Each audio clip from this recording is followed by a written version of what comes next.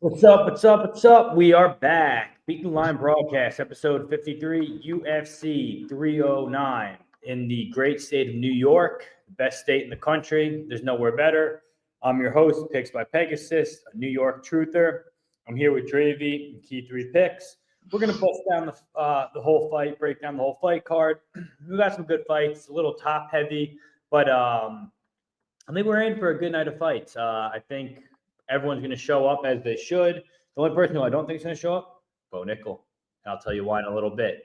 What do you guys think of the card?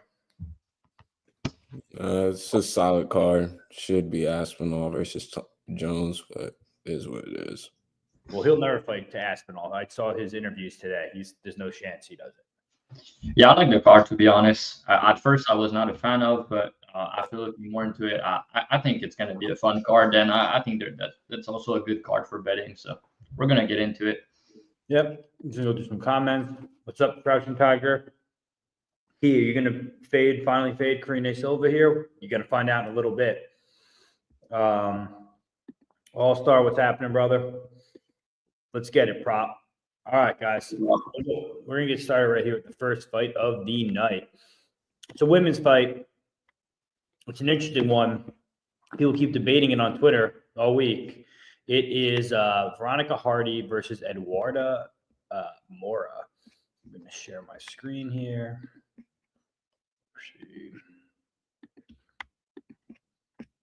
Can you guys see that now? Yeah. Perfect. All right. Veronica Hardy. She's 9-4-1. She's 29, 5'4", the 64-inch reach. Eduarda Moura is 10-1, 30, 5'6", 66-inch reach. Odds on these two ladies, you can get Hardy anywhere from -140 to -150. You can get Moura anywhere from +115 to +125. Key, do you think Moura is going to be able to I had trouble with this word last night. Out physicality, or is it out physical, or is it out overpower? We'll call overpower. Will she be able to overpower Veronica Hardy here in this fight and get a grappling game going, or is Hardy going to be able to get up, keep it at distance on the feet like she did in J.J. Aldrich, keep it at range, keep it at her striking range where she has the best upside, and cook this girl? What do you think, Kate? Yeah, this is a weird fight for me. Questionable matchmaking. I don't think either should be looking to fight each other. I made good money off of Hardy, plus money both times. Last two times out with Horth and Aldrich. And then I faded more with Diniz Gomes at plus money last time out for more. But I think that this is a tough fight to break down, honestly. Moore is going to come up a weight class after killing herself to try to get down to 115. I don't think that she ever even made 115.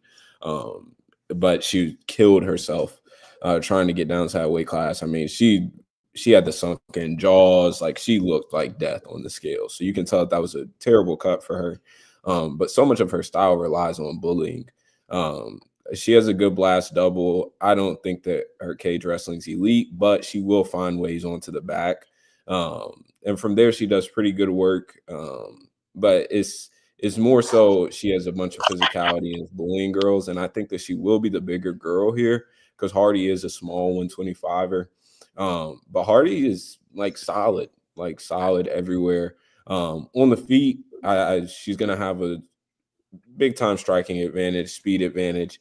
But the thing that I don't like about Hardy is that it's not like you're going to get consistent volume out of her. And that's really the big thing here that doesn't make me want to eat -140 after I've gotten plus money last two times out. Hardy it's not like she's going to sit there and walk you down with the jab in round 3 whenever you're tired. Her last two fights, she's actually lost round 3 on all judges' scorecards. So that's Horth and Aldrich. She lost round 3 in. And I fear that one mistimed kick could lead to her just playing off of her back. And she's good to play off of her back. She loves looking for arm bars and triangles. And while I think that her BJJ is solid, I don't think that she's going to sub Moura here. I was surprised looking back. Moura fought through a death gas, like insane death gas, because after about 7 minutes, she was completely cooked against Diniz. And she fought through it pretty well, ended up shooting over like 20 takedowns in the fight. And I have to imagine that the cardio is going to look better up a weight class, not killing herself. but at the same time, I just don't know. So there's a lot of questions here. I don't think that Hardy has a ton of finishing upside. I think that Gomes hits harder than her, and she wasn't able to put more out. Gomes also had a pretty locked-in guillotine that she probably could have jumped for and dropped down for against Moura. And Moura stuck it out, was not looking to quit. And so there's just a lot of questions here that I'm not sure that I'm going to get the answers to until I see them fight. I think that Hardy with Dan Hardy, I believe, is shown to have some of the best game plans in the whole sport. But again, after I've been on the plus money train the last 2 times out, to try to eat minus 150, minus 140 here, I would like the price to go down. I do think that Hardy's the better fighter here, but her margins are so thin because she isn't a huge finisher. Even though she will win moments, again, she doesn't consistently throw out the volume to put out to get a finish outside of like a one shot type of thing. So I really think that this is a spot for me. I'm probably looking to pass unless I can get a better price on Hardy. All right. Drop, what are you thinking? And then I'll close it out. Yeah, I like Hardy here, to be honest. I think the price should be wider. I know Moura's moving up a weight class and her cardio should look better, but at the same time, it's not a guarantee that her cardio is going to be better. I know she had a big weight cut to 115, but I still think that she's a girl when she has to fight adversity and the game's not working, she's going to potentially slow down. And there's also a big problem here is like Moura's dangerous early and she's normally like, she needs to get her game going early in fights. And I mean, she does slow down herself in round 3, right? But her best round's always in the first round. So I think that's going to be a problem for Moura. I also believe that the footwork and the movement, RD is going to be a big issue in the big cage. I think she's going to have a hard time tracking her. And then, man, the speed difference is nasty. Like, RD is so much faster than her. It's crazy. And with the footwork and the movement, I think it's going to be a big problem for Moura. Moura's going to try to go for takedowns, obviously, but I think there's also Moura where she get reversed, RD end up on top. RD is very scrappy with the scrambles and everything, and she has good BJJ, and she's good at getting on top when people shooting bad takedowns.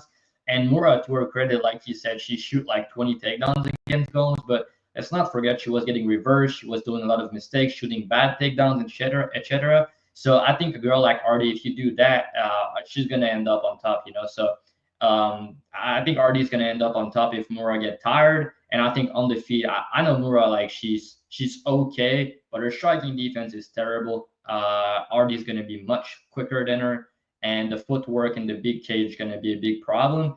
I think RD's like to finish her, to be honest, but more likely it's going to be a decision probably.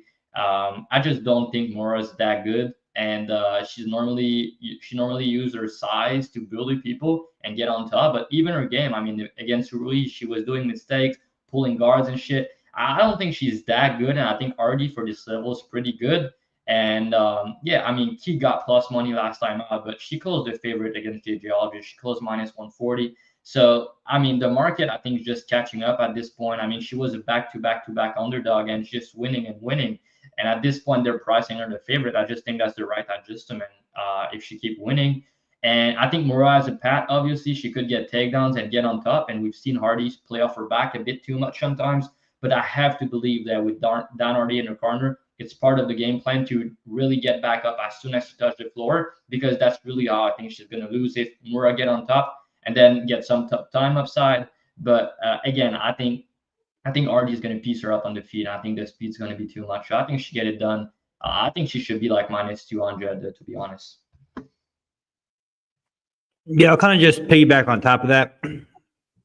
I think when it comes to like the line getting wider, I think Veronica Hardy has more upside here. So like minus 200, minus 225 live, minus 300 live going on. I think her game will build as it go on. I did not realize Key's point where Key said she lost the last round in both of her fights. Because you got to assume last 2 fights, she's lost round 3 unanimously. Okay. So that being said, you got to, Moura on the biggest clip, you got to assume round 1 is going to be her her fight to win, right? Because she's going to lose her cardio and get slower, and as she'll get more frustrated as the takedowns don't come. Hypothetically, that's the thing to keep point. Artie best rounds always early, and Moura is not good as the fight goes on. Artie's losing the round 3, but against Gall with good cardio. So if Artie best round is early and Moura needs success early to win, how does she win? I agree. I think, listen, when the takedowns don't come, Moura is going to get more frustrated. I think the footwork of Hardy and, the volume of Hardy and the faster hand speed of Hardy is going to give Moura big problems here. I guess I could see Key from his standpoint where he's like, I just played her at plus odds the last 2 fights. I don't really feel like getting involved here because you got your wins. You made your money on this fighter. I wasn't there. I didn't get to make my money. So I'm going to play her here at minus 140 so I can make her money. When she looks minus 225, everyone will thank us. Go through some comments real quick.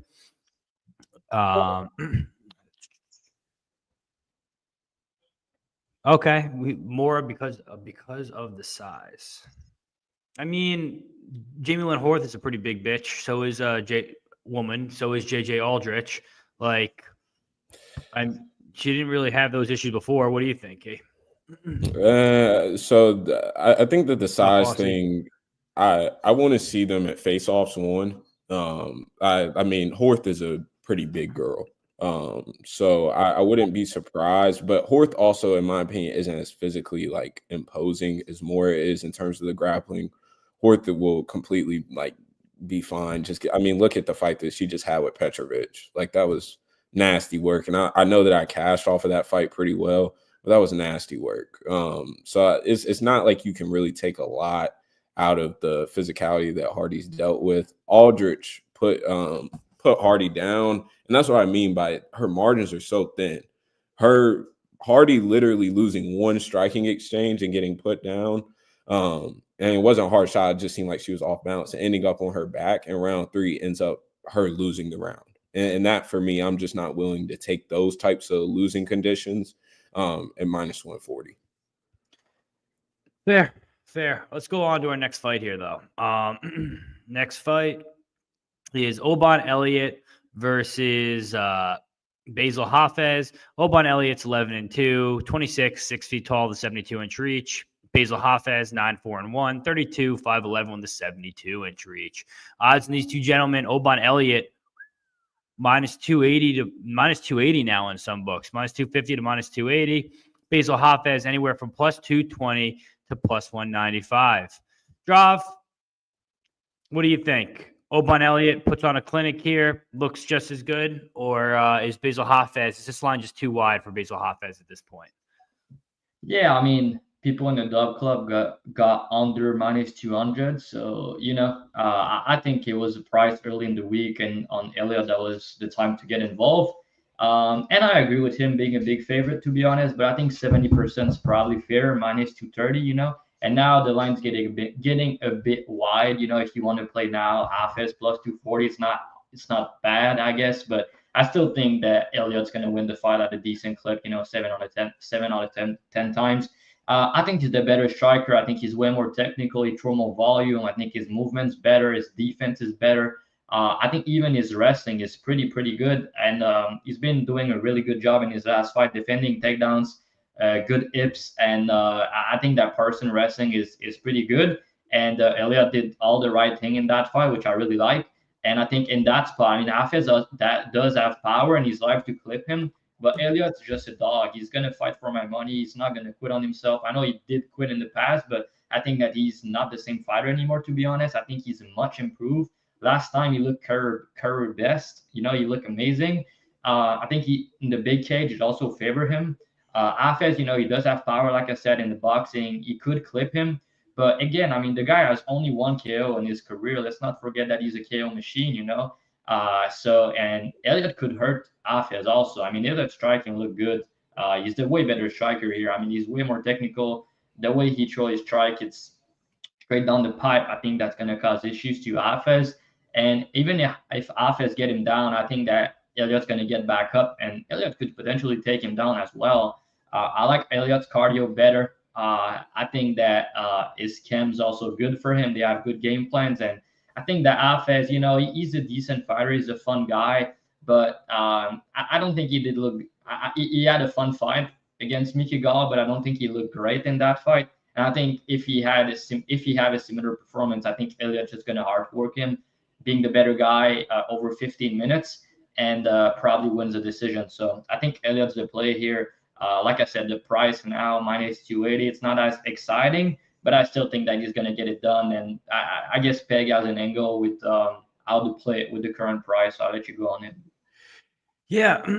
So at current place, I believe on FanDuel right now, it's -110. It's Oban Elliott by decision. I like that play up till -125. You look at it, right? Oban Elliott, great hips. Every time he gets taken down, he gets right back up. We saw it against what was his name? It was, I want to say it was Val. It wasn't Val Woodburn, was it? That got him down a bunch of times. I think it was. Preston Parsons, I know for a fact did.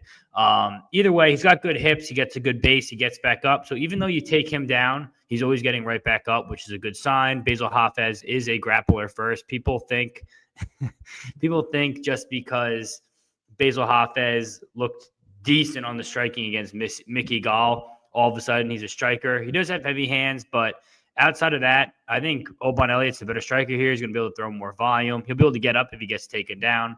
I think he could work some wrestling of his own if he wants to. I wouldn't recommend it, but he could. Basil's only clear upside is in the jiu-jitsu department, but even then, I don't think we're going to see him use it much here.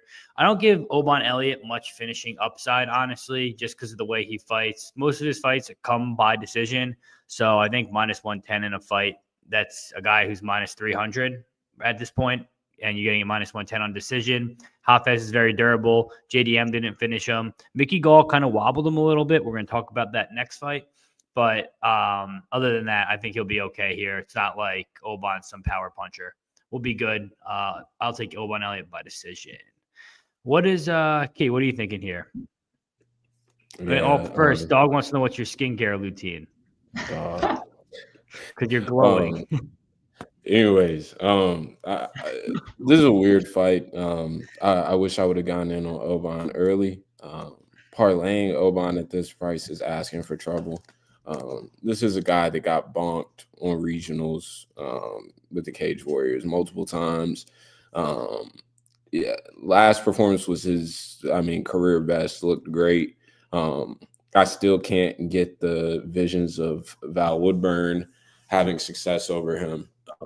And honestly, I'm just not running to play -280 against a guy that's like at this level. A lot of his paths to decision are going to be a lot of his paths to victory are going to be by decision. I need more finishing upside at -280 to be like one to hop in.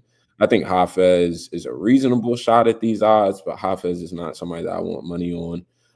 But I will say, he fights hard. He's going to throw big overhands. He's a walking steroid, it seems like. So I think that Oban wins this one. I wouldn't be surprised to see it be a 29-28, maybe even disputed decision, but I think Oban gets it done here. Just join me on the decision prop, bro. It's gonna look free. We'll go on to the next one here. Do some comments real quick. Sick of this guy Pegasus. Dog. After I dog walk you like I did yesterday on the show, and we see it in the units on Wager Wars, we'll be talking about this. I think I'm gonna be facing off against Giga before you will. Line is wide. Oban's going to take big shots. I agree. I think we're going to see him take some big shots at least once or twice, but I think he'll fight through it. He's got that dog in him. Yeah, but Hafez is also going to get hit by a big shot. He's so hittable. And Elliott does throw straight punches. He's going to hit him pretty clean also. He's talking about me, saying I've been telling his best for a month. Hey. Well, that's not means right. Your bets aren't that good if that's the case. Yeah. It's not good, dog. It's not a good thing. Oh, Johns. He's talking about Johns -135. Listen, we missed out on generational wealth there. We could talk about that another time, though. Oh, I thought he didn't by his own. It was by my own, but he was just on it at a better price than me. Next fight, Mickey Gall versus Ramiz Brahimaj. Mickey Gall is 7-6, 32, 6'2 with a 74-inch reach. Ramiz Brahimaj is 10-5, 31, 5'10, 73-inch reach. Odds on these two gentlemen right now, You can get Mickey Gall anywhere from minus 132 to minus 140. You can get Brahimaj anywhere from plus 110 to plus 120. I'll go first. Mine's quick. This is a clear Mickey Gall spot. I think both these guys aren't great fighters, but Brahimaj is a one-dimensional, not a great fighter. Mickey Gall's jab did look horrible against Basil Hafez, but listen, he rocked Basil Hafez. He looked decent. His looked like he at least got some of a striking game going. He's been down at Kill Cliff. I think down on the mat, he started as a jiu-jitsu guy. He's a brown belt. He's pretty good at jiu-jitsu. So Brahimaj is going to have is pretty sub or bust, right? You look at all his wins; they're all by sub. He really doesn't have much upside outside of a submission. And I think, like we saw, Basil Hafez, when he got Mickey Gall down, he popped right back up, no issues. So I think he's a side there. Honestly, the way I played it, it feels dirty betting on Mickey Gall at minus odds. So what I did was I played over 2.5 at minus 155. Both these guys are very durable. I don't really see anyone getting finished because Brahimaj is very durable. Like, we watched this guy's ear get blown off by what's his name? It was who blew his ear off? It was Max Griffin. Max Griffin like punched his ear off. Court McGhee is Court McGhee. And then Temba Grimbo, he threw 3 punches. So he's durable. He'll take an ass beating and he won't quit. Mickey Gall, same thing. He's got a good chin. He doesn't quit on himself no matter how it goes. So you're getting 2 durable guys. And I believe the over, I gave out minus 155 in my Telegram yesterday. It's now, it's all right. It's minus 150 on some books. You get over 2.5 minus 150. So 2 units on over 2.5 rounds at minus 150. But if you got to pick a side, honestly, if we get a closer line on Mickey Gall, I'm okay with him at like minus 120, minus 125. That'd be good for me. What do you think, Key?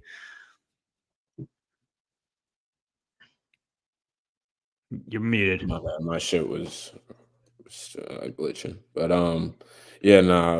betting Mickey Gall at minus money, probably should call the hotline. I'm not gonna lie.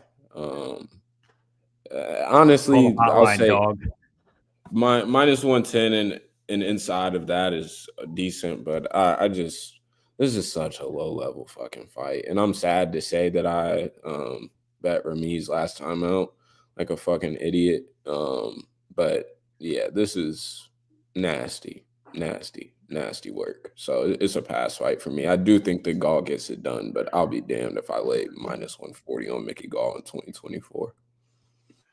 Yeah, I agree with Champ. I think on the feet, Gall will look much better. On the ground, I think he'll just survive and stay alive. What do you think, Trav?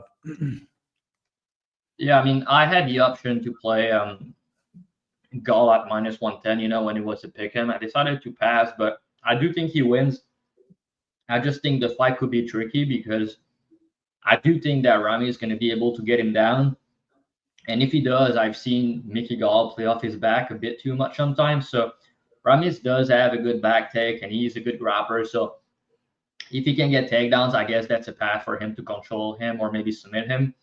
I really don't think he's going to submit him. So that's like, and Mickey Gall did a better job in his last fight getting back up when taking down. So I do believe that he's going to be able to get him to get back up, but I don't really think he's going to finish either. So it's probably going to go the distance, and I think Rami is going to have some top time upside.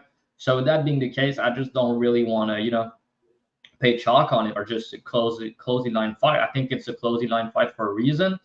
I do think that Gall is better on the feet. I think he looked good in his last fight. And I think Ramirez is low volume. I don't think he's that good. I mean, he's bad on the feet. He looks so not motivated in his last fight to win. He was going for the same takedowns that was not working. Terrible fight IQ. He only landed 3 significant strikes in his last fight. I mean, he was getting taken down. I do think that Gall has the better cardio of the two. I think he's the better striker. I think that he could potentially get back up, but I think it's going to be like a close 29-28 decision. So I'll lean to the over 2.5, like Peg said. I think if anything, that's the way to go. But yeah, I mean, Gall, if he was the underdog, I will bet him, obviously. But now I just feel like he said, if I bet him and he lose, it's going to feel terrible. So yeah, I think Gall's going to win the decision.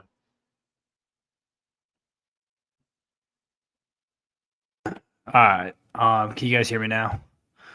Yeah. I think I muted myself. All right.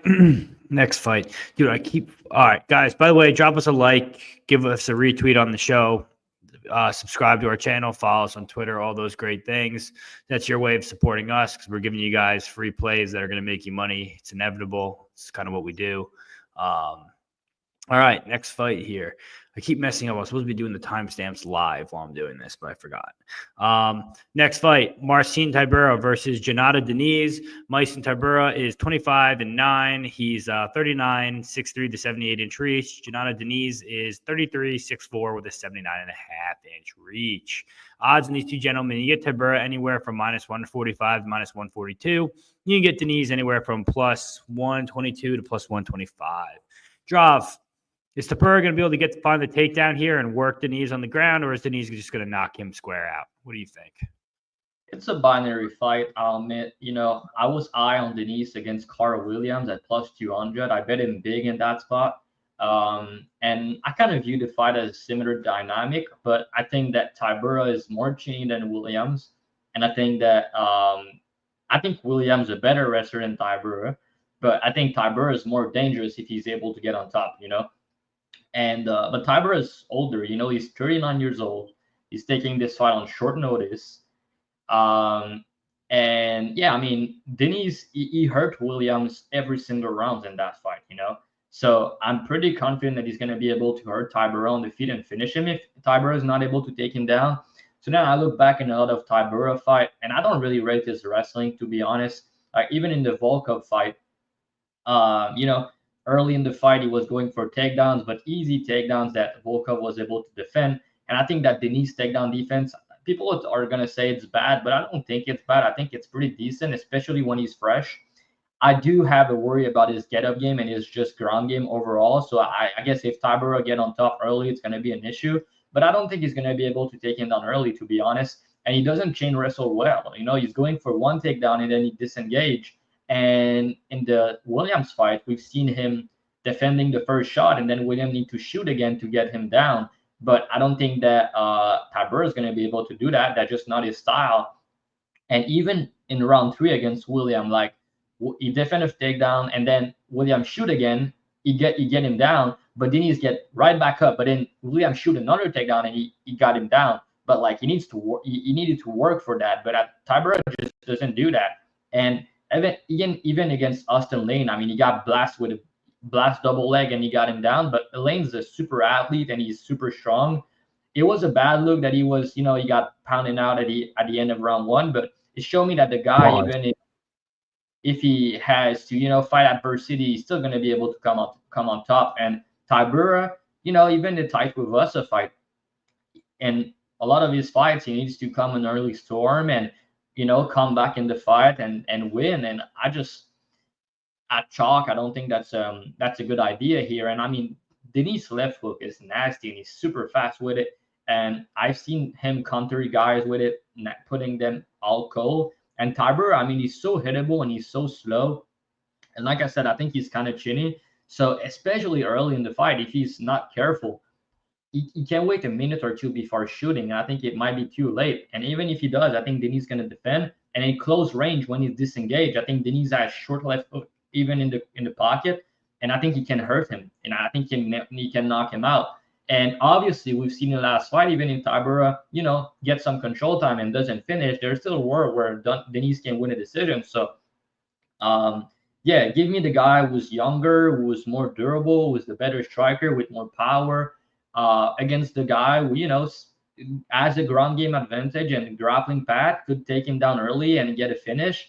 Maybe a takedown, and that's the round or the fight. That's possible. But I think to play that at chalk, I think that's just, I think he's going to get bumped, to be honest. Even the leg kicks of Diniz is going to cause issues to Tybura. I mean, Ty has good leg kicks. He then like 3 leg kicks, and Tybura was almost falling out all over the place. So, yeah, I think Tybura, we're going to see a decline in this game. At 39 with a guy that has been KO'd 5 times.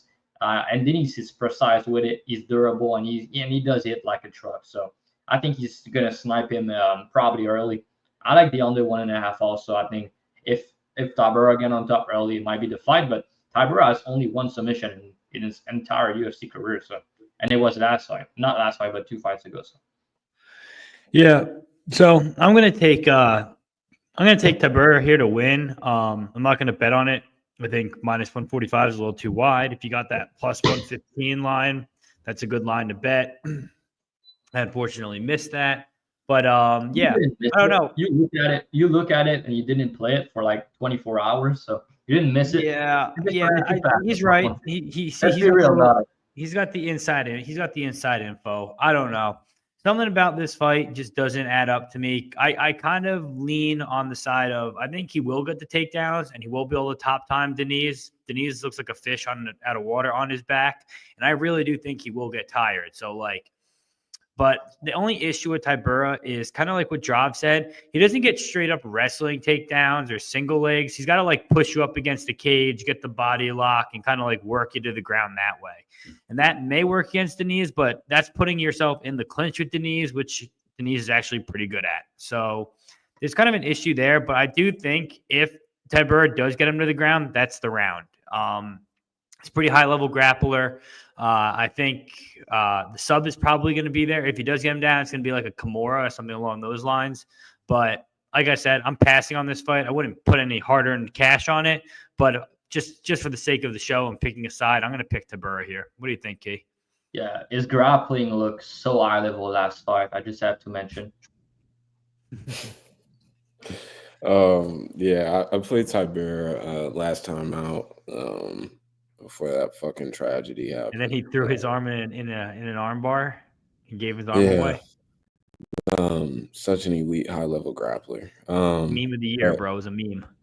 In all seriousness, though, like Dravhy said, I mean, there's not much for me to add. I think this is a very simple fight to break down. Diniz showed a lot, in my opinion, versus Carl Williams. Tybura is 39. Made Greg Hardy look like a world-class boxer. But I do think that Tybura has an I win button by just getting the fight to the ground. But I will say Diniz isn't a quitter. He could have quit versus Austin Lane. And it just seems like he just doesn't necessarily know what to do once he's on his back. But I don't see this as he just instantly gets on top, gets mounted, Diniz quits within 25 seconds. Yeah, I think sub prices are decent for Tybura. I don't think the ground and pound finish is what happens here. But, yeah, fun fight. I'm really interested to see who gets this one done.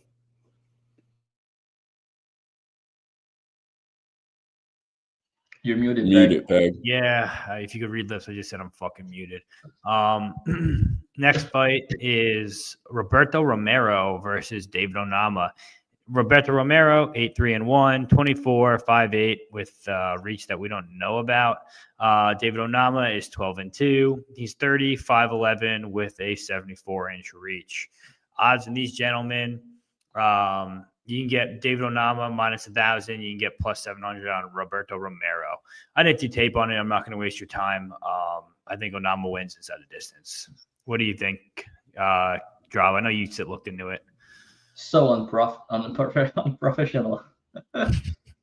Yeah. You said Onama inside a distance. I didn't tape it. Of course.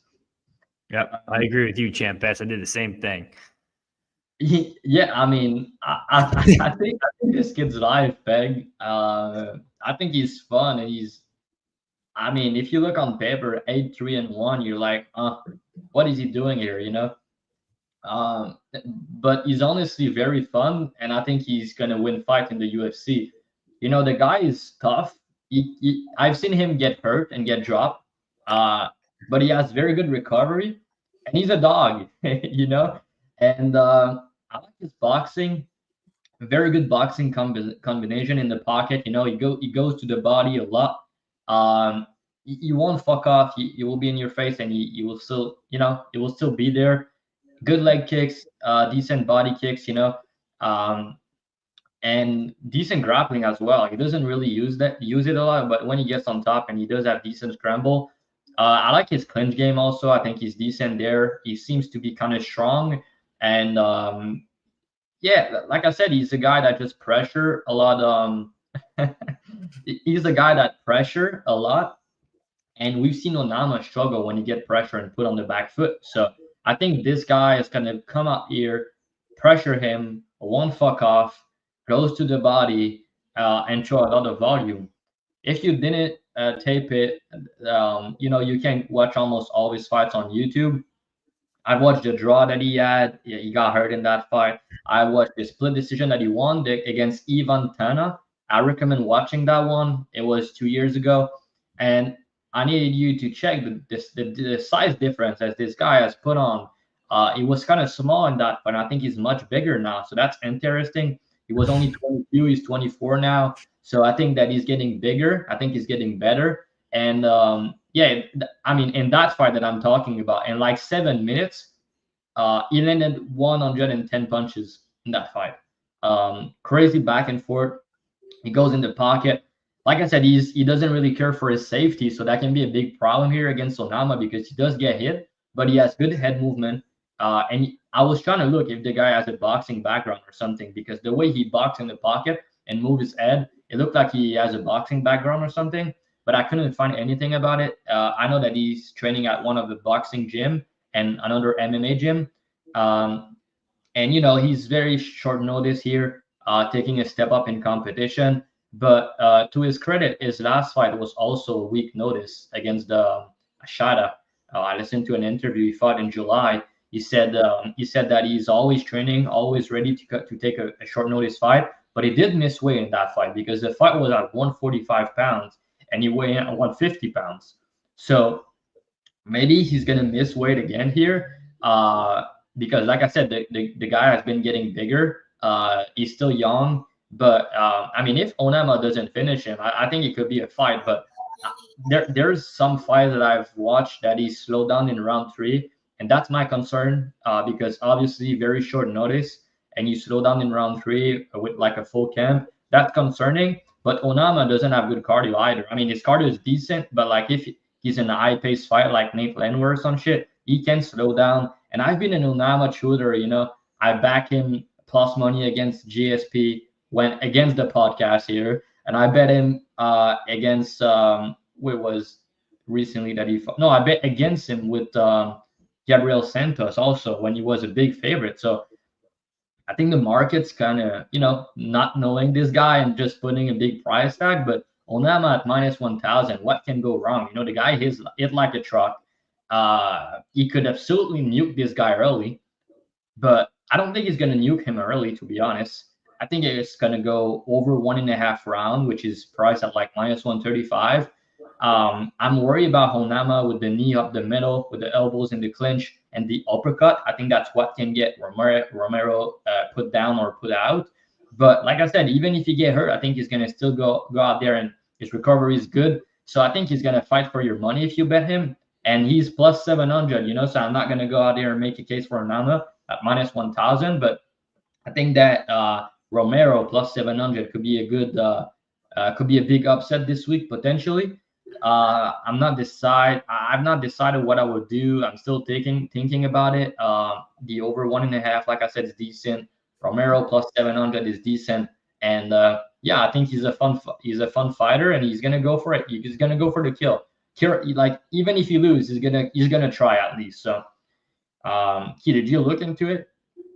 Yeah, I watched one. I only had time to watch one fight in full. That was him versus Vasquez in Combate Global.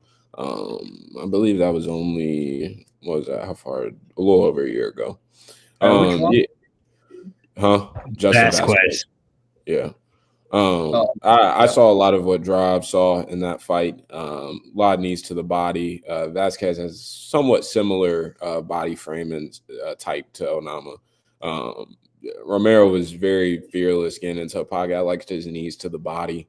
I think that, obviously 8-3-1 isn't the sexiest record to get in, but get in by any means necessary. And I think that he's going to provide some fun fights. First, minus 1,100 for somebody as flawed as David Onama is as a fighter. I just don't. I'm not with that. So any dog shots on Romero here, I'll dive in the tape a little bit deeper and figure out if I end up taking a shot myself. But I think any dog shots on Romero here, potentially over like Dravhy mentioned. Kid seems game, tough, ready to go. I think this could end up being like a low-key banger, maybe one-sided, but a banger nonetheless. So, yeah. Yeah. You guys got Andrew Gomas as a guest. I probably maybe talking about me. I'm not sure if we've heard that before, I think. Dogfather, how many did I tape? I mean, bro, you caught the gat last night. You know what I taped and what I didn't. But we'll move on here. Next fight. Junkyard Dog, Jim Miller versus Damon the Leech Jackson. I think he goes by 8'10". I call him a Junkyard Dog. Jim Miller, 37-18, 41-5'8" with a 71-inch reach. Damon Jackson, 23-7-1, 36-5'11" with a 71-inch reach. All right, let me do the intro here. So, Peg, tell us, why are you fading your boy Jim Miller at chalk against Damon Jackson? We want to hear it. So, there's multiple reasons why. And those are because I just didn't like what I saw last fight. Don't get me wrong. On the feet, Damon Jackson is no Bobby Green when it comes to the striking. But if he gets his grappling game plan going, which I think he will, that's kind of Jim Miller's kryptonite. Jim Miller gets tired when he grapples. His jiu-jitsu is old school jiu-jitsu that just doesn't work anymore. If Damon Jackson gets him up into the clinch, I think Jim Miller is live for like a dirty boxing KO, maybe something like that. But I think Jim Miller's only path is a KO here. In the clinch, Jackson's got good knees. He's got good elbows. He'll be able to get the takedown. He'll be able to grind and wear on him. Jackson's also got great back takes. So if he gets to the ground, I think he'll be able to take Jim Miller's back. I think Jim Miller's pretty live early when the fight starts. But as he gets more tired, I think he will look less live and less live. Damon Jackson just took a generational ass beating from Chepe Mariscal last fight. Since then, that was 2 months ago, he moved up in weight, and I think him moving up in weight is only going to be better for both his chin and, the weight cut. If you saw him last weight cut, he looked like he was literally a skeleton. Now he's going to be a little more full. It's not like Jim Miller. Jim Miller fought at 145 at 1.2, and now he's back up at 150. And now he's up at 155 with age. So that's that's something you do as you get older. So it's not as much of a concern here. But like I said, massive grappling upside, wrestling upside. I think cardio upside in general. Striking will be serviceable. I think Jim Miller's really got to knock him out, which is possible, right? I mean, Chepe knocked him down. We saw Dan Ige obviously knocked him out. I think Tybura knocked him out too. So he's been knocked out at 145 a bunch, but I think up at 155 he'll be A-okay. And he's going to win decision against A10. What are you thinking, Drav? I kind of go back and forth on that one. I'm probably just going to pass on it, betting wise. Yeah, comments for you. The black dude is sharp. I agree. Definitely is. So, yeah, I mean, Jackson moving up, I guess it's fine. But with his physicality, I'm not sure how it's going to hold up, because he was big for 145. I know he had a tough weight cut and everything, but you kind of need to be stronger than these guys to have success, and sometimes he does struggle at 145 for that. So not like for this fight, I'm not too worried about it because Miller is not super big, but against other people at lightweight, I'm gonna have some issues. One thing you didn't mention, Peg, and I think that's the most important thing to play Jackson here. I mean, 3 months ago, he got the living shit beat out of him pretty bad. I ripped my KO 2-3 on Chepe Mariscal that night. The ref was not thinking about my money or Jackson's safety. He let just Chepe beat his ass for 15 minutes, but it was only 3 months ago. So after that fight, the guy didn't train for at least a month, and then he's going back right at it in the training camp after taking a lot of damage at 36 years old. A guy that doesn't have a great chin at first, after taking all that damage, and now he's moving up a weight class. Earlier in the same year. I just don't like it. I wish he took some more time off. And yeah, I mean, both of them have a path here. That's why I'm not in the business to lay the big price on Jackson. But I think that he's going to try to wrestle and grapple early, make Miller tired. Like Peg said, I mean, Miller has good cardio with the striking, but when he does slow down in fights, it's when fights has a lot of grappling in, and that's what Jackson brings. So I think he's going to just do a lot of clinch, a lot of takedowns and stuff, and as the fight goes on, he's probably going to wear on the Miller. but it's not like Jackson doesn't slow down himself sometimes in fight, you know. So that's concerning also. And I mean, Miller is the much better boxer here, and he has way more power. And like I said, Jackson is not the guy that you really want to rely on defeat against a guy that has power. So I think that Miller could potentially put him out. You know, he has good leg kicks also, big power, good boxing. I know he's 41, but the last thing to go in your career is your power. So I think there's a scenario where Miller put him out like early. Definitely. So I think Miller by KO is pretty decent, to be honest. And I think the most likely outcome it's probably Jackson by decision, grinding this one out. You know, using a lot of wrestling, a lot of grappling. That's how I see it playing out. But I think Miller is likely to hurt him or knock him out. So Miller KO if you like that side, I think it's decent also. But I'm gonna predict Jackson to get it done by decision. Yeah, and I also like to say I played Jackson minus 140. I didn't play minus 170 that he is now. I think 50. That's like what 58%, right? Something along those lines. It's minus 175 right now. Yeah, so beat the line, did my job. It's gonna look like I don't mind minus 140. You know, I think it's decent. But yeah, I wouldn't be playing him at this price. At this price, honestly, there's a guy in here, which is an angle. If you like Jim Miller, and I guess you like if you don't want to play the KO prop, Dogfather last night on the other show gave out, I think it was the under 1.5, which is an alternate line. It was plus 200. So that covers an early sub from Jackson, early guillotine sub from Jim Miller, and a KO from Jim Miller. And Jim Miller is really only going to find that KO early in the fight, I think. I think the longer the fight goes, at that point, Jackson's probably working on him and wearing on him more if it's going that far.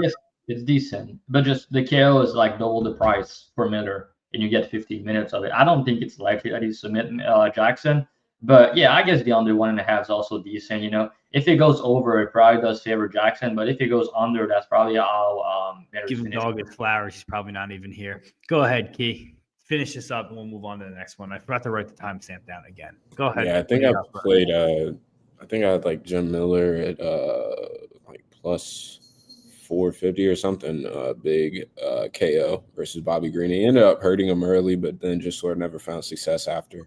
Broke his hand. Yeah. I think that Damon Jackson is not very good. Hard as hell. Save Saud, for whatever reason, keeps someone throwing him out there to the Wolves. This is a softball matchup, though. Miller's getting old. He can be grappled. I think this would sort of just be an ugly fight that ends up turning into like a sloppy banger on the low. That's the way I see this fight playing out. I personally am not picking a side on the money line, so it's a pass fight for me. All right, Leech season went over this. Key is sharp. I agree. It's going to look a lot like the Selecki fight. Possible, yeah. Benia's fight was horrible. I mean, that was just a disgusting fight, but I was on Jim Miller. That's all that matters. Next fight is Chris Weidman versus Eric Anders.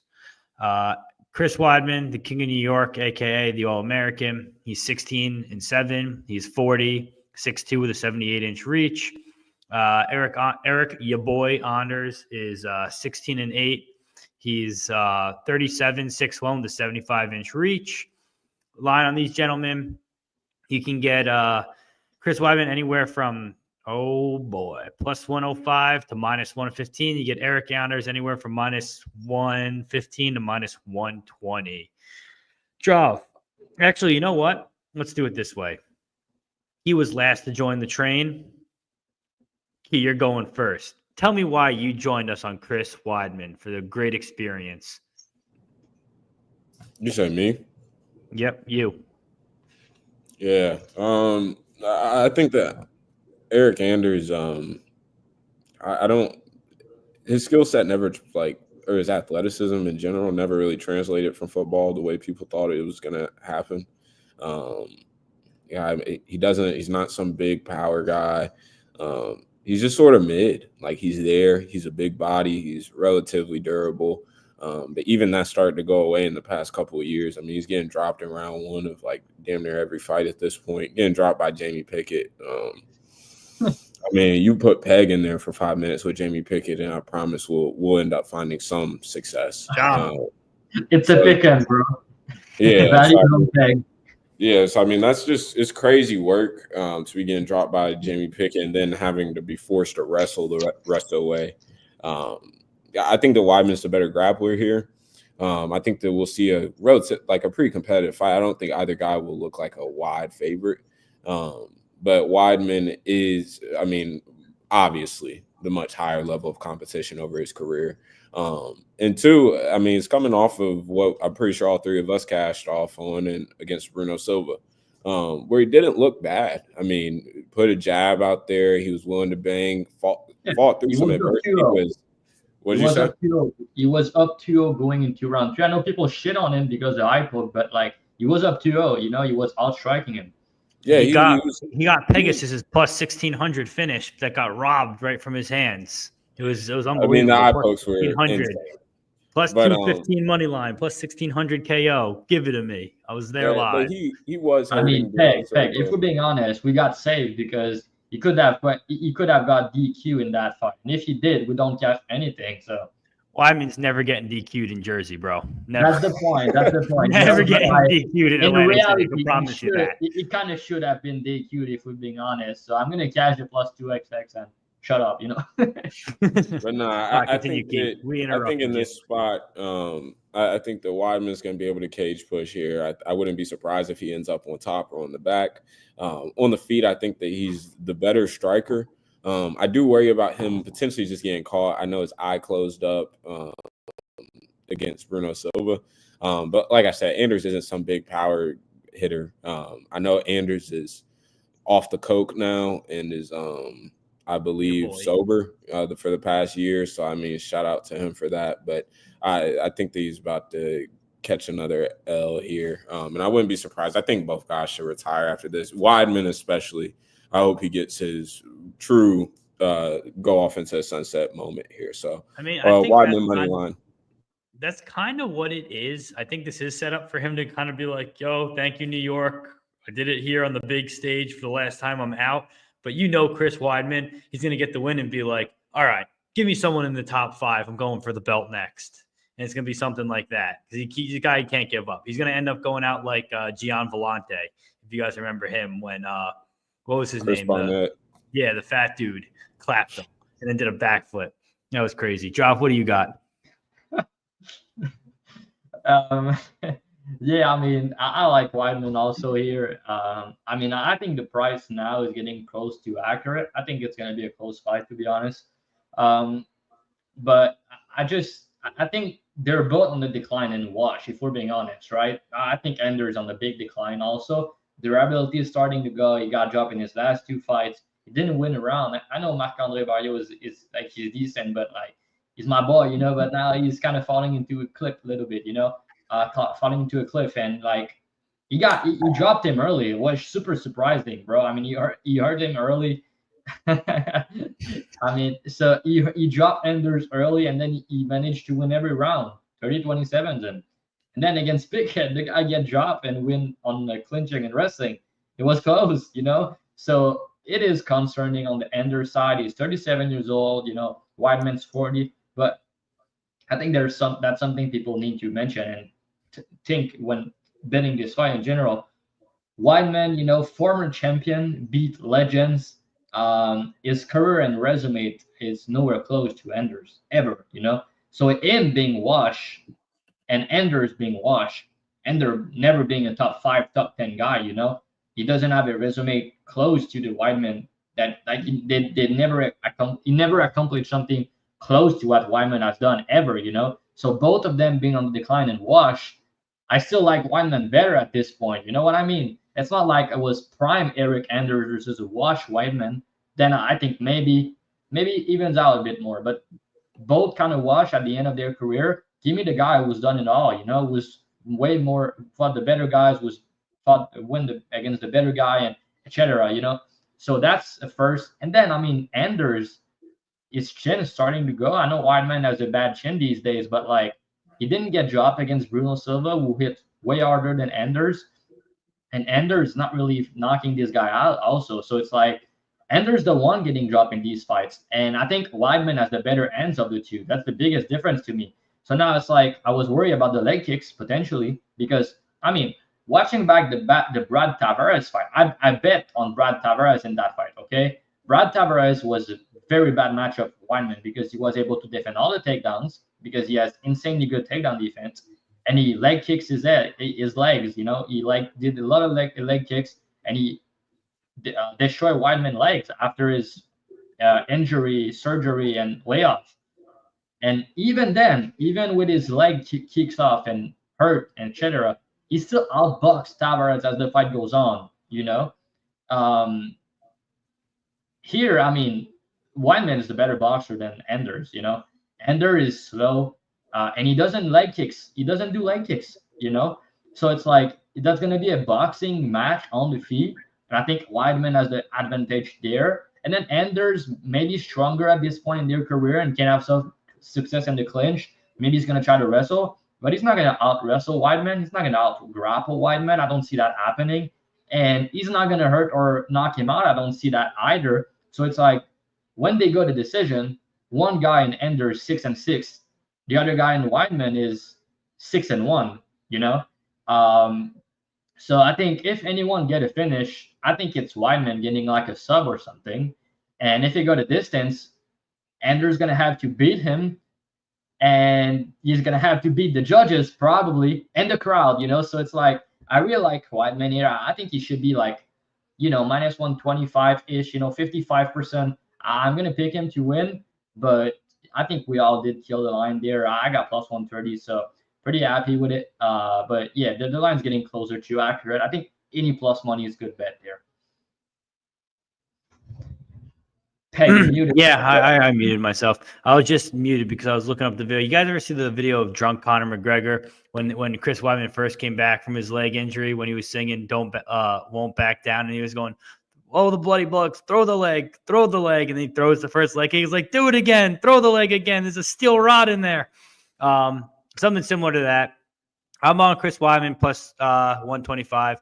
I gave a full breakdown on my Twitter in writing, so I'm not going to break it down here. You go to my page to see that. We'll move on to the next fight, but I'm on Weidman. What is that, Peg? What is that? Come on, dog. All right, fine. You're going to make me do it? I'll go to my page and I'll read it. We're running it back with the King of New York on his home stage. Weidman has the better striking, the better wrestling, and the better BJJ in this matchup. The only place I see Anders being better is in the athleticism aspect, but I don't think the disparity is large enough to get him where it is today. Anders has been knocked down in both of his past fights. He'll get controlled against the cage, and it may look boring, but I think Chris finds the win here. And anytime Chris Weidman lands a punch or does anything big, I think the crowd's going to go wild. They're going to be cheering for him the whole time. It's his home stage. I think it's going to be pretty lopsided. I think we go with one more dance here with the All-American. Plus 122 is what I posted. Good till plus 110. Now he's the favorite. Beat the line broadcast. That's why we do what we do. Perfect. Thank you. Now let's move up to the next fight. All right. We're at the the prelim main event. This is going to be a banger. That is Jonathan Martinez versus Marcus McGhee. Jonathan Martinez is 19-5, 30 years old, 5'8" with a 69-inch reach. Marcus McGhee is 34, 5'8" with a 69-inch reach as well. Got to note, Martinez is his own coach in his own camp, in his own gym. He left Factory X. Marcus McGhee is still out of MMA labs. Drav, you'll go first. Does Marcus McGhee find the finish here on Jonathan Martinez? That's a good question. I'm not sure, but I think he's live to do so. That's for sure. So yeah, me and Key did promote Marcus McGhee this week a lot on the timeline. And I think we all liked him. I know, Peg, you didn't bet him actually, but me and Key did do like him a lot. I bet him. You did? Oh, I didn't know that. Yeah. Oh, okay. Yeah, so we're a Marcus McGhee podcast this week, and obviously there's some concerns, because that's a big step up in competition, and that's a step down for Martinez, right? Level of experience, level of competition, all goes to Martinez. So at first, when you look at it on paper, it's like, why is Martinez the underdog, But after looking more into it, there's a reason for that, right? McGhee been fighting lower level guys, right? Like we said, but in all these guys that he fought recently in the UFC, he handled them accordingly. Like he beat them up, and he like even Bolano. I don't rate him that highly, but he beat him at his own game and he knocked him out. So I think that McGhee's I think he's the better boxer in this particular fight, and I think he hit harder. And Martinez get hurt in a lot of these fights. He's a dog, right? So is he gonna get finished? I'm not so sure. But there's other concern on his side. Peg mentioned the fact that he's not training with the Factory X guys anymore. Him and Chris Gutierrez were really close friends. Has his own gym, training with guys like what's his name, TJ Browns and stuff like that. So I don't like that here. And you have McGhee at the best camp for 135, training with guys like Sean O'Malley, Carter Phillips, Pegasus' best friend Mario Batista, and a lot of good guys for 135. So I think he's going to be at the better camp here and more prepared than Martinez. So that's the first thing. And then the leg kicks aspect, right? We need to talk about it because Martinez is very good with the leg kicks.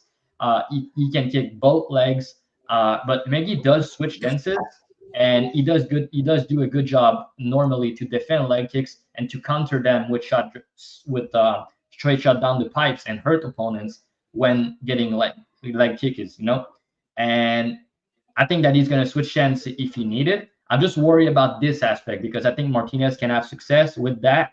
And but I think that Marcus McGhee movements overall is going to be a big problem for Martinez. And I think that Marcus McGhee is going to pressure him and enter in the pocket. And when he does enter in the pocket, I think he's liable to clip him, to hurt him, or to KO him because I think he has the better hands of the two. I think he has more power. And I think his chin's better also. Now, there's concern because he never went 3 rounds. He only went to round 3 one time. It was way back in the days. And, but I think the guy has good cardio, to be honest. He looks to be on all the vitamins possible at this camp. He's shredded as fuck. But he looked good in round 2s and fights and stuff, So I don't have really concerns for his cardio.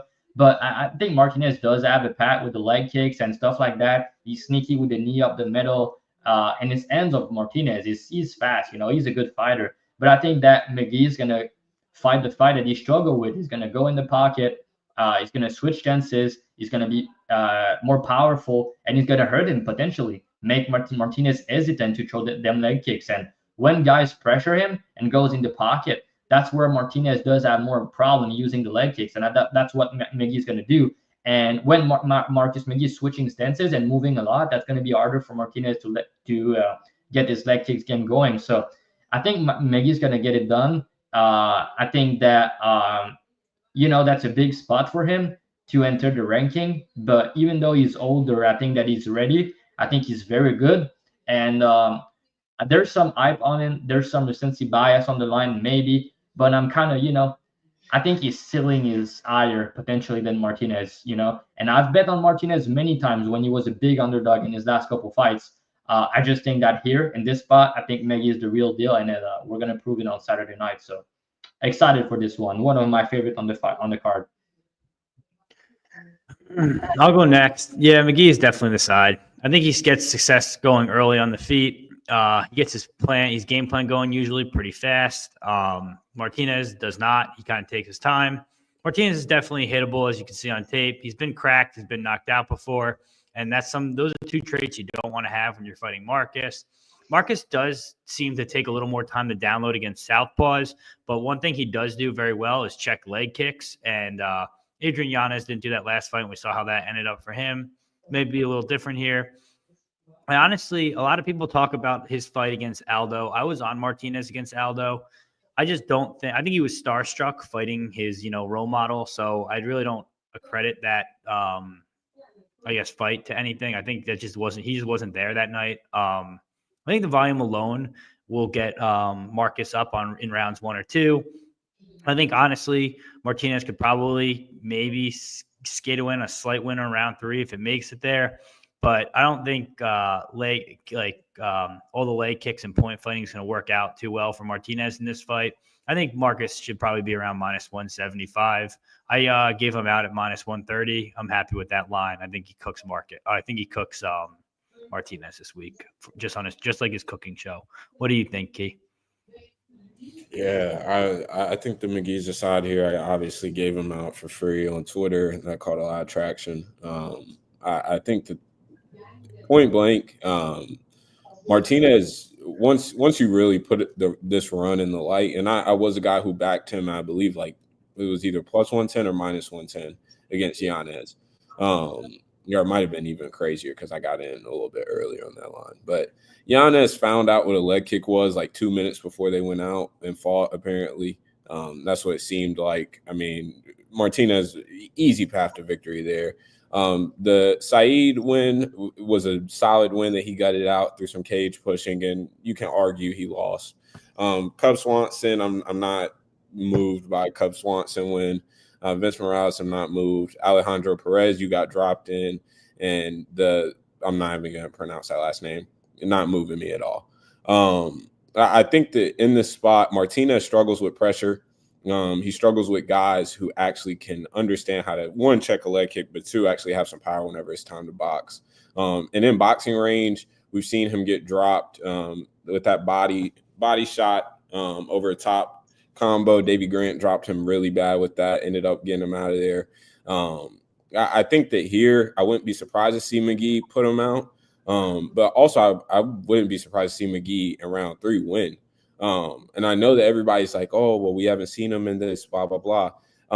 But based off of, one, how he's fighting, where he's so calm in there, I have no reason to believe that he's just going to magically gas out. Like, he's a super calm guy in there. It seems like he's genuine, like has real process. MMA Lab is a great gym, and they've been hot as of late, especially. And so you know that he's been in camp at the same time that Bautista, sadly, Kyler Phillips, fuck him.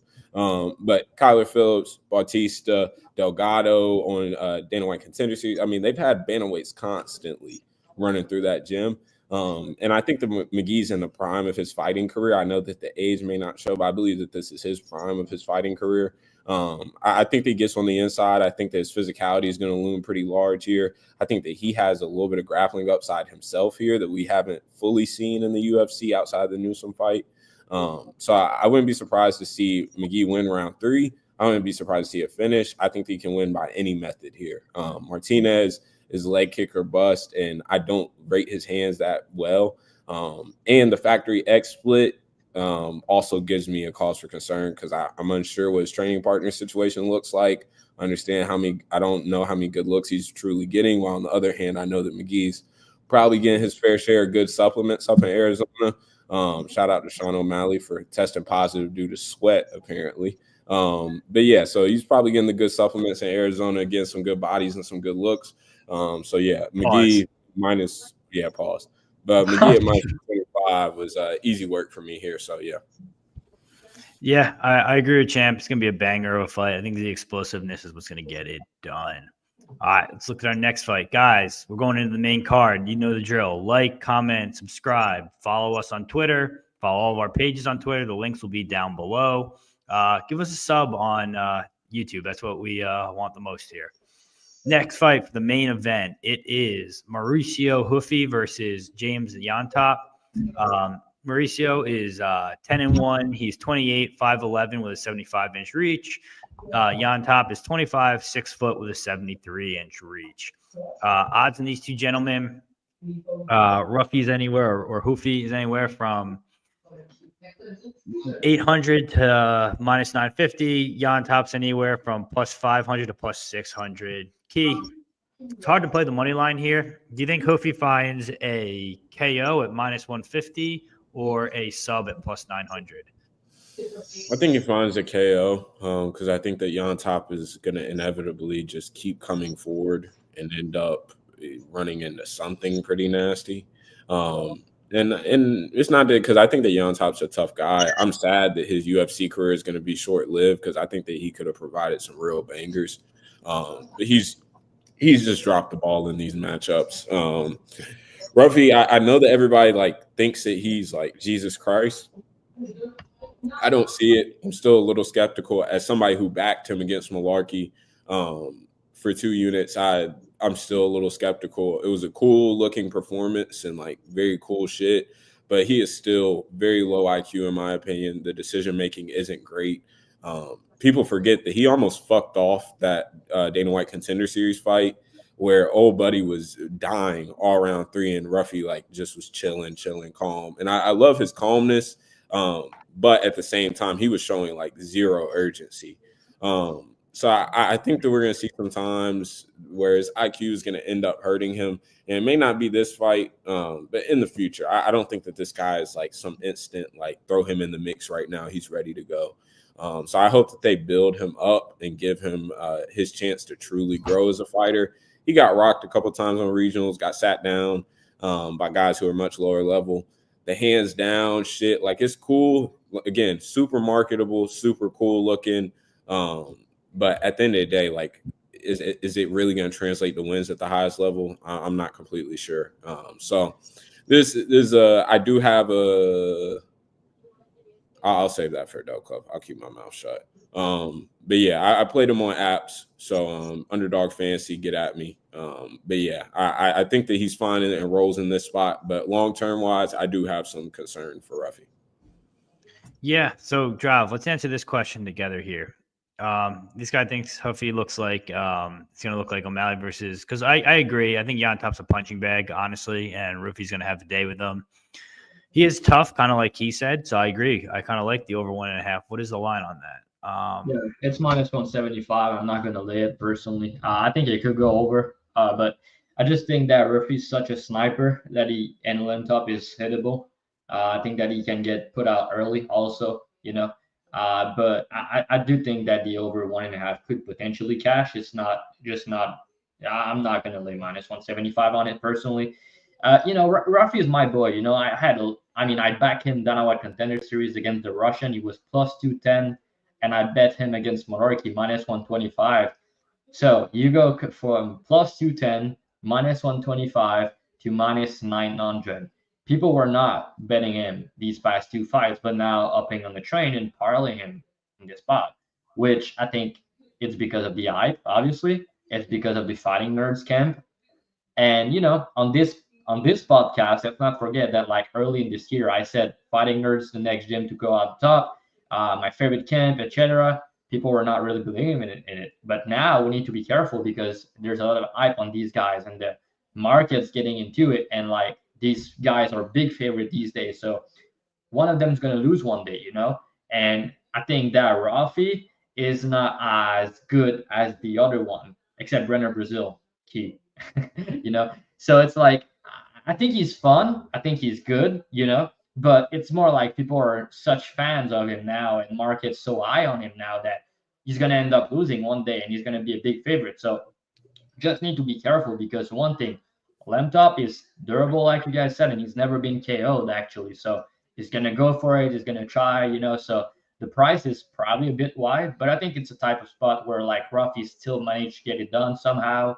But yeah, I mean, he got cracked before. He can be hittable fighting with his hands down. But I think that he's so much powerful than this guy. I think that he's such a sniper. And this Dana White Contender Series fight, to his credit, was up a weight class at 170. His last fight, and this one's at 155. So I do think the guy's good. I made good money on him. I bet 4.5 unit to win 6.2 on his fight so far. So it's not like I'm not high on the guy, but I just think that I'm not going to like minus 900 with his style and the way he fight. But I think he's going to get a KO. If I were to play him, I think maybe round 2, round 3 for him, it could be a good look. But even then, the price is not really interest for me at least. So yeah. Yeah, I think Huffy's going to KO him here. They guys broke it down pretty much perfectly. I haven't laid the minus 150 yet. Am I thinking about it? Maybe. But I don't know. I'm going to wait and see. Maybe we get a better line on it's minus one. It's just kind of tricky to bet a KO prop at chalk against someone that never been KO'd. Yeah, but I guess but I don't know. This guy Huffy's a little bit different, and if you're going to be a punching bag for him, he's going to find that finish eventually. I mean, know? probably, but like he didn't get put out against Borshev, and he managed to make it a close fight. So I don't know. I think he's durable, and he might not get finished. I just think that paying minus 150, he's probably gonna put him out. But if you like the over and you think that's not gonna be in round one, I think playing around 2-3, it's probably better. This is not a bad angle either, I guess. Yeah, right? I think that's completely fine. Paying minus 150 on the KO is like super nasty work. Like Slava has real hands, like real offensive boxing, and he wasn't able to get Llontop out of there. Like you're pretty much relying and hoping for the one moment that Ruffy's gonna, because it's not like he's gonna sit there and jab his face off. Like he's gonna stare at him for 10 seconds and then throw one left hand and step back. He's gonna get in with a double spinning back fist. What if he goes for the sub here? I mean, we saw Paco Taco or whatever his name is sub. This guy Llontop. Yeah, sub my ass. Bro, that Fight Nerds Jim does it all. I mean, I wonder what belt do you think Huffy is? Does anyone know? Padilla is a much better grappler than Ruffy. What is Ruffy's belt? Does anyone know? I don't know, but like he's a striker. He's not really a grappler. He's plus 900 to find out. I'll tell you that much. Yeah, plus 900 against with a guy that never had a submission in his career, and you're only getting plus 900. Okay, fair. You don't want to have fun? That's Jewish fine. better somewhere like jerking off to a round 3 sub prop in this fight right now. All right. Next fight. Key's Queen, Karine Silva versus Viviane Araujo. Karine Silva, 18-4, 30 years old, 5'5" with a 67-inch reach. Araujo is 12-6, 37, 5'4" with a 68-inch reach. Line on these two ladies, Silva's anywhere from minus 250 to minus 280. Araujo is anywhere from plus 210 to plus 230. Key, women's fight, you break it down first. Yeah. I'm sad to say that I will not, as of right now, I have not put in a bet to fade Karine Silva. I don't think that this is a spot here. I think this is a setup spot. They want to build her. I will say that the over being this large in a fight where Karine is supposed to be a wide favorite does not make any sense. Karine is a moment winner. Low IQ girl, in my opinion. And I'm not saying that Araujo's durability has been lacking for a little bit now. I wouldn't be surprised to see her get caught, potential club and sub, Darce maybe. But this is Araujo's path is like a very, very close decision where she cage pushes and maybe gets some top time. And she's not really much on the feet these days. Karine is definitely on steroids. I want her tested around the clock, 24/7. She will pop for something. I'm 100% sure. Karine, the fuckery has to end sooner or later. Like I'm absolutely tired of this. And she's the biggest Karine Silva hater on the planet. Like I want Karine versus fucking Poetan at UFC 310 main event. Like I'm so tired of this shit. Like she keeps on getting away with this. And she's gonna get away with it one more time, but I pray to God that they give her a real matchup for. Give her Manon Piro. Yeah, please, for I would love to just see, because it has to stop eventually. I think that the line could be potentially wide, but I'm just not excited to take a shot. And I've lost. I have to admit, I've lost a good grip trying to fade this girl. So I'm trying to pick my spots wisely. I don't think that this is a spot to fade her. Dravhy, what are you thinking? Yeah, there's a part of me that think the line is value, but there's also a part of me that think it's just, maybe kind of a trap in the sense that I think that maybe she make it competitive, but, at the end of the day, she's about to be 38. Her chin's not getting any better. And her cardio herself is not that good. She does slow down in round 3. And if you want to fade Silva, I want the girl who's durable, who's going to be a good striker, who's going to push a pace, and who's going to be there in round 3 and push the pace even harder. And that's not really Araujo, Silva, not the greatest striker, but to her credit, she does hit hard and can crack, And Araujo has been dropped before. and she's 38, like I said. So I think Silva hurting Araujo is not impossible. And especially, I think we're going to see clinching and wrestling and some grappling. And Silva, to her credit, she's a very nasty grappler, and she's a very good submission grappler at this level. The girl's a like she's a good finisher. She only has one decision win. All of her win are inside the distance, except for that last fight. So I played the under 2.5 against Lipski, and it was like pick him. Now the under 2.5, because she won a decision the past fight, is now plus 200 for the under 2.5. I think that might be a market overcorrection despite this step up. I think Lipski is the better striker and more dangerous than Araujo on the feet, and she has better cardio. But Araujo may be stronger and harder to take down. But I think that Silva is going to hurt Araujo at some point and potentially submit her. She does have very good submission, I do believe, and I'm not really.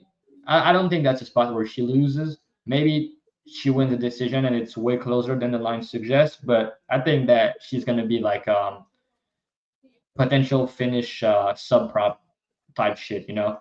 Her sub prop on FanDuel is plus 390, and I think it's pretty decent. And yeah, just the way she fight, I mean, under is always a good look. So we'll see. But I think she's very strong and she's a good finisher for this level. So I think that's possible. She finished. And even in the decision, I kind of think it's going to be close, but I think she's still winning the decision, getting takedowns and control time and even potentially landing the bigger shot. But yeah, I'm not super passionate about it, as you can see. So you kind of went from a finish to a decision there, which kind of stole my thunder. I like Karine Silva to win a decision plus 120, honestly. Yeah, I mean, possible, but Peg, if you think they'd go the distance, she's 1-1 the decision. You don't. I mean, if you think it goes all 15, I think if it goes all 15 minutes, it's going to be like 29-28 type decision. So you're playing plus 120, maybe it's going to win, but like, you know, you're getting plus 390 on maybe the submission. Who's like, I know Araujo never been submitted, but like Silva has all over finish except one is inside a distance. I think to a key point, one of these lines is wrong. Either Silva is not a minus 250 favorite, or the under 2.5 being plus 200 just doesn't make sense. So you playing her and then the decision almost at pick him, it kind of, you know. Pause. Go ahead, bro. Karine Silva by split decision or majority decision is plus 1,000. That's not bad. Just say. That's, I'm going to leave it at that. What's your breakdown? I'm leaving it at that. All right. Silva KO round 2, round 3. I think that's possible. I think round 3 is more probable than round 2. What? I mean, bro, she does. You think she's more likely to finish in round 3 than early? Oh, sorry. I mean, he didn't save the fight, guys. Don't listen to him. I mean, Silva's. Yeah, I like this question. Key. As 0 in round 3. So. Maybe that's your first one here, but yeah. That's a yes. That's a yes. The 3.5 on Araujo is minus 115. Last I checked last night. You know, I'm a huge spreads guy. I was actually looking into that at one point. If it goes to decision, because we were talking about a split prop being, I think the split prop just for the fight to end in split is plus 450. I don't know, possible. Araujo is almost 38, gassing in later rounds. That's fair. Yeah, I mean, if Araujo goes for her own takedown, she may gas Silva if she's going for takedowns herself, and it's kind of she could potentially go for takedowns. But I mean, even if she does, who do you think end up on top? Silva, easy money. Yeah, I think so. Also, I mean, I think she's gonna submit her. Sub or decision? What's the sub DG? What's the line on sub or decision here? It's probably like plus 200 or something. I mean. How is that? No, my bad. I was going to say, how is that better than the decision line itself? It's probably like minus 150. I'll tell you in 2 seconds. Let's see. Give me 2 seconds here. I'll go. But she could still bump her. Araujo's kind of chinny, bro. But like, yeah, I think, I don't know. There's a part of me, you know, that just want to parlay Silva and be like fucking square. I think she's gonna win. But like, if she lose and I pay minus 250, Key's gonna hate my ass for the rest of my life. Dude, Silva submission or points is minus 190. Yeah, I mean that's probably how she wins. I wouldn't play that. I wouldn't play the money line instead. Submission or KO plus 210. Yeah. No, I like the under 2.5 better if you want to play inside a distance for Silva. You're getting some KO for Araujo, and I don't know. Let's just move on. Yeah. All right. Next fight. Bo Nickal, another huge favorite as usual, versus the Bear Jew, Paul Craig. Bo Nickal 6-0, 28, 6'1", 76-inch reach. Paul Craig 36, 6'3", 76-inch reach. Let's take a look here. Bo Nickal anywhere from minus 1,100 to minus 1,500. Paul Craig anywhere from plus 600 to plus 750. I'll go first here because I have a cheeky little bet I like. So I gave out fight to start round 2, minus 105 on Bo Nickal. And here's why. You watch some of the fights of Bo Nickal, right? This is his biggest step up in competition. Yeah, we've seen Paul Craig get knocked out recently with Araujo. I was there. I gave it out. No big deal. But you tell me. That's not. No. I play KO 2-3, and you did tell me. I'm pretty sure, but it's okay. No. I give a full breakdown on Twitter. I think you saw it on Twitter and told me. But that's besides the point. Let's get back to this fight though. I think if Bo Nickal's striking's not there yet. If you watch, his striking's relatively green. Does he have power? Yeah. Does he have power to knock down Paul Craig? I don't really think so. But even if he does knock down Paul Craig, he's not going to dive down and get into Paul Craig's guard. No one does that. So if he does score a knockdown, he's going to either ask him to get back up and take his time. I don't see him dive into the ground with him, right? We watched that Cody Brundage fight. Cody Brundage outlasted Bo Nickal till the second round and got finished. And I believe when he fought Jamie Pickett, it took him some time to finish him. I think he finished him with 2 minutes left in the first round? And that's Jamie Pickett. So if he's taking, 3 minutes to finish Jamie Pickett and 7.5 minutes to finish Cody Brundage, how much time does it take him to finish Paul Craig? It's going to take more than both those times. So if you think it's going to take more than 7 minutes and more than 3 minutes, and there's 5 minutes in a round, fight to start round 2, minus 105, I love it. Let's print. What do you think, Key? I think that I have enough power to knock down Paul Craig in 2024. Like, what the fuck? You too pretty to do that, bro. You too pretty. Bo Nickal definitely has enough power to put this guy away. This is crazy work. Paul Craig, I think is like low key. The UFC is probably cooked with the matchmaking here. Paul Craig is absolutely harmless on the feet. He's going to throw a couple kicks, a couple naked head kicks probably. And then he's going to pray that Bo comes into a guard so he can fish for a triangle or armbar. And while Paul Craig has one of the best guards in all of MMA, especially in this weight class, I don't think that Bo Nickal's going to get subbed here. And I think that Bo Nickal's going to win by knockout, and that's not groundbreaking news. I think that he can knock him out on the feet pretty, like if he shows any comfortability on the feet. Because Paul Craig looks like he's never struck a day in his life, honestly. So I think if Bo's smart and if Bo's team is smart, they're going to use this as time for Bo to get comfortable in the octagon, just striking. I don't think that there's a need to grapple here at all. I think that he can put Paul Craig out. I think that the 185 cut for Paul Craig, while at first it seemed like it was a good idea, I don't think that it benefits his chin. He just got put out by Kyle Bahallo. I mean, this is a very clear, obvious KO setup spot. I hope that Bo's team is smart and they tell him to not wrestle, even though I think he could wrestle his way to victory for what it's worth. But I think that this is an easy opportunity to just get comfortable, go ahead, strike. I think that Bo has the power, and it seems like just the natural athleticism to go ahead and get Paul Craig out of there. And for what it's worth, I think that all three of us on this panel could drop Paul Craig with a clean shot as of right now. Like, come on. Like, we got to get real. Right here. He dives into that guard. He's going to work to half guard, and he's going to get nothing going because all Paul Craig does when he gets in guard is He holds you close. Nothing's gonna happen. Trust me. Believe me this. Believe me. Drav, what are you thinking? Yeah, I think Bo has some power. I give him more credit than you do in his striking. He did rock and put people out before. And I think that's going to happen also here. I'm not going to talk too much about it. I hate Paul Craig dropping down a weight class, like he said. I mean, at 205, he was fighting guys that has like bad ground game, bad grappling. And at 185, he's facing guys who are like a better athlete with better grappling overall. That's just a bad move, dude. I mean, I just don't get it. And like that's not going to help his chin. The guy is going to be 37, guys, and he didn't have a good chins 5 years ago. So it's not getting any better here. And narrative side, obviously they want Bo to win. You know, he's a big favorite, but I don't think he's going to submit Paul Craig though. I think Bo KO decision maybe. What's the line on that? I have by decision. KO or decision. It's probably like minus 250 or something. 1 second. I'll tell you in a second. It minus is 300 maybe. minus 190.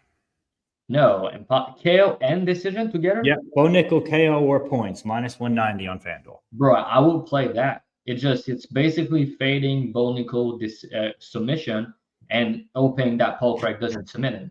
Well, I was just going to add a little something. I just noticed they only have minus 130 for Bo Nickal by KO on FanDuel, which I don't hate. So you could probably put 1.5 units on KO. You already convinced him that Bo Nickal has. Well, no, I think he gets the finish, but I think he gets it in round 2, round 3. That's all. That's my only take on it. You could play KO 2-3 peg with your read. I think it's potentially a good idea, to be honest. But I think I'll tell you what it is. 1 second. I'll tell you what it is. Because I think your fight start 1-1 is decent. You know, I think it's a good way to play him. I do think you get a KO in round 2 type. Bo Nickal round 3 is plus 1,000. Just straight up round 3. KO plus 1,000. KO round 2 plus 500. Yeah, I think you playing both of them small could be smart. Then maybe you cash all. I think he's gonna KO him in round 2. That's kind of my prediction. But I think Bo Nickal KO or decision minus 190. If you can get that somewhere, I think that's the way to go. You're kind of transforming a minus 1,000 favorite into a minus 190, fading his submission against a good grappler. You know, so I think that's pretty good. Yeah, but what if he like rocks him and dives in the half guard and then locks in that head and arm bully choke that all wrestlers do in the jiu-jitsu room? And then if you're the best jiu-jitsu guy, you get caught in that. It's not jiu-jitsu. It's literally just being a bully. Like Islam does it all the time. Like you don't got to be a good grappler to do it. I love it. It's called the kata gatame is what it's actually called. I do it all the time because I'm not good enough to actually sub people in jiu-jitsu, but I'm strong enough to get them down and get my head under their armpit and then just squeeze as hard as I can. So we know that's cap, but we can move on. We'll see. Big if true. Bo Nickal, camping half guard. He agrees with me. He always does. He knows how sharp I am. Hope Bo Nickal gets knocked out. I think a lot of people hope Bo Nickal gets finished. When does the Bo Nickal experience stop, in y'all's opinion? Like, when do y'all think that this comes to? Top 10 opponent. I think a top 10 opponent will probably give him a hard time. Anyone with like reasonable, like think about it. Like if you give him, like, let me just check. What 185? They're gonna give him like Michel Pereira after, or that's a nightmare. Or they're gonna give him Jack Hermanson. Give him Fluffy. Do it. Give him Fluffy and let my boy cook. They're not gonna do that, but I think they might give him Cannonier after this one. I mean, that's gonna be an easy. That would be a crazy step up. That's an easy. I don't think they're gonna do that. I think they're gonna give him, because I don't know, man. It's hard to say. I think they're giving him maybe Pereira. I don't know. Because I really don't think they can give him Brendan Allen. They can give him Roman Dolidze. They could give him Jack Hermanson. Or, dude, fucking give him Shara. Give him Shara Bullet. Nah, that would be. But they would have to. Kill the pirate. Kill the pirate. Can't fight in the U.S., so they would have to send Bo over to Abu Dhabi, which I doubt they will do. Yeah, that's perfect. They send him there, and then the eagle will fly. You'll hear the screech of the American eagle as he walks out, and he'll go out there and he'll fucking sub him. Fuck this fight. Let's go to the banger of the card next up. What it is, Peg. All right. Next fight, Co-main event of the evening. It is a rematch between Charles Dobronx Oliveira versus Iron Mike Chandler. Charles, sorry, let me flip that. Charles Oliveira, 34-10, 35, 5'10 with a 74-inch reach. Mike Chandler, 23-8, 38, 5'8 on all the steroids, 71.5-inch reach. Line for these two gentlemen. Charles Oliveira, anywhere from minus 240 to minus 265. Chandler, anywhere from plus 200 to plus 220. Who wants to go first on this one? Yeah, I got it. I can go first, man. I mean, if you ask me. You got it. You got it. It's your boy. Yeah, it's my favorite card. It's my favorite fight on the card. I mean, I was, I just watching back the first fight. I know it's only 6 minutes, but I watched it back like 3 times this week. It was a banger, man. Like, it was crazy. Chandler almost put him out. He 10-8 Oliveira in round 1 in two judges scorecard, and then he survived the back take. He slammed him with the butt, like when Chara is back, crazy, and then he get put out in round 2. It was crazy fight for the time it lasted, and I don't really expect anything different here. For what it's worth, I do think that Chandler's going to come here ready and prepared, despite his age and him that hasn't fought in 2 years. The guy has been training for like 2 years in the gym. He's in insane good shape, and he's an athlete. And I've listened to some of his interview, and I think he's in a good spot mentally, talking about how motivated he is, the plan that he has, how you want to be more calculated in his fights, but still bring chaos. Which I think, the guy has good tools. He just doesn't have a really good chin, and he make mistakes and put himself in fire. But all the fight that he lost, he had moment and almost won. So it's like he was beating Poirier ass for like 3 minutes, maybe even 4 minutes, and then he got caught with like 30 seconds left and almost died. He dominated him in round 2 on the ground, like he beat his ass. And then in round 3, he was kind of looking good, and then he made mistakes, and Poirier choked him out. But it was his first time being submitted as a pro in like 30-ish pro fight. So, and even against Gagey, rock Gagey early, he was doing well, and then it was a bang. I just think that watching back the first fight and knowing how volatile both these guys are, even though I like both of them, their fighters always amazing. I don't think you can get to Charles being like minus 250, minus 260. I was there, been there, done that with Oliveira, back him against Gagey, against Poirier, against, all these guys. I just think that here, the last time they fought, Chandler was a plus 110 underdog. And when the round 2 started, he was a minus 145 favorite. He got a 10-8 in round 1. Now, I do think the 5 rounds favor Oliveira, because this fight is a 5 rounds and potentially number 1 contender fight, obviously. But after Sarukian versus Makachev, which I'm going to be excited about. But yeah, anyway, I think Chandler is live to rock him. I think he's live to knock him out, obviously. They're both getting hurt in almost every fight. But Oliveira leg kicks and game in the clinch probably going to be a problem for Chandler. But I think Chandler, man, I think he can take him down and get some tough time upside here. He in round 1 in their last fight, he had no issues with the grappling. He survived the back take, did all the right thing, even reversed Oliveira. So I think Chandler can. I just stole my leg peg. You're not even listening to me, right? You just stole my legs in the chat. You just said Silva minus 260. That's what I wanted to take. But okay, I'll change mine. Yeah, I think that. I think Chandler KO like plus 400 is a good way to play. I think, guys, I'm a big believer in rematches not going the same as the first one. In the first one, Oliveira knocked him out, and I don't think the same thing's going to happen here. So I guess Oliveira could submit him. That's possible. Obviously, he's one of the best finishers in the UFC. But I think Chandler can knock him out. I think he can not win it. If it was 3 rounds, I think Chandler was live to grind a decision. But in the 5 rounders, I don't think that's going to happen.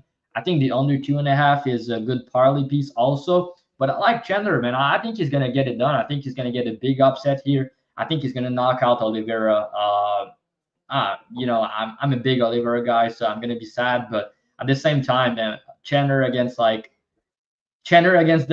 champ after, or against Connor, I want to see, and I think that the motivation, the guy wants to be a champ still. Oliviera been a champion, all the money, been there, done that.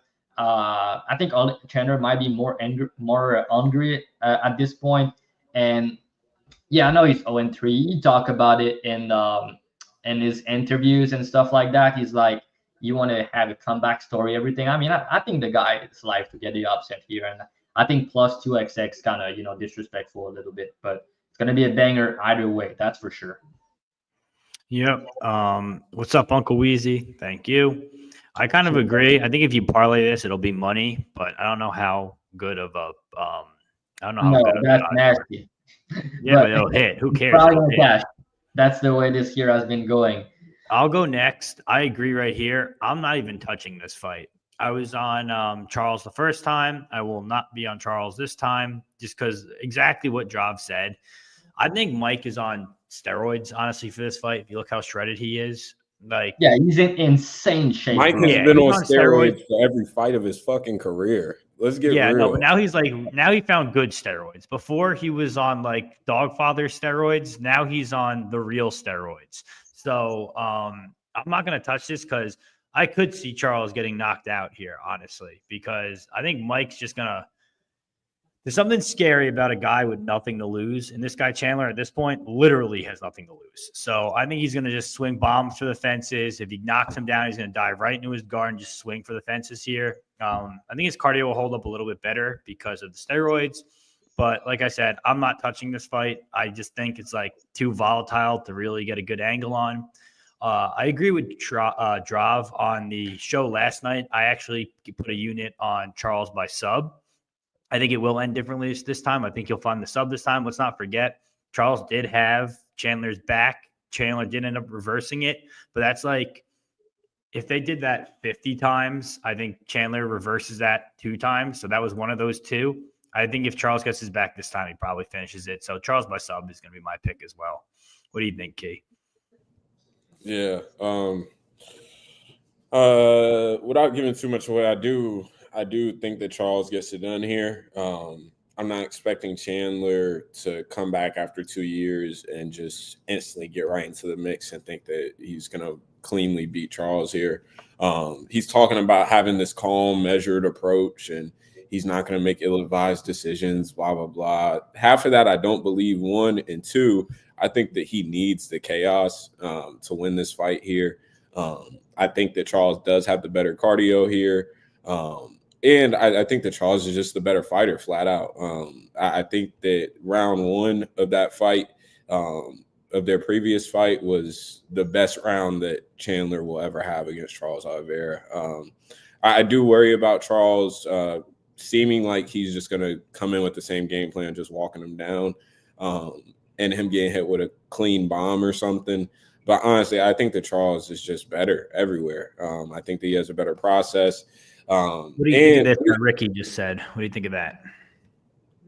That's decent, but I could honestly, like, genuinely, I can see this getting dragged out into round 3, round 4. Like, I really can. Overs for Key. Overs. Yeah, I don't think that this is something where this is just going to be easy cash of under, unless Chandler's durability is like completely shot, which is possible. I mean, he's 39. I mean, not your athletic prime at that point.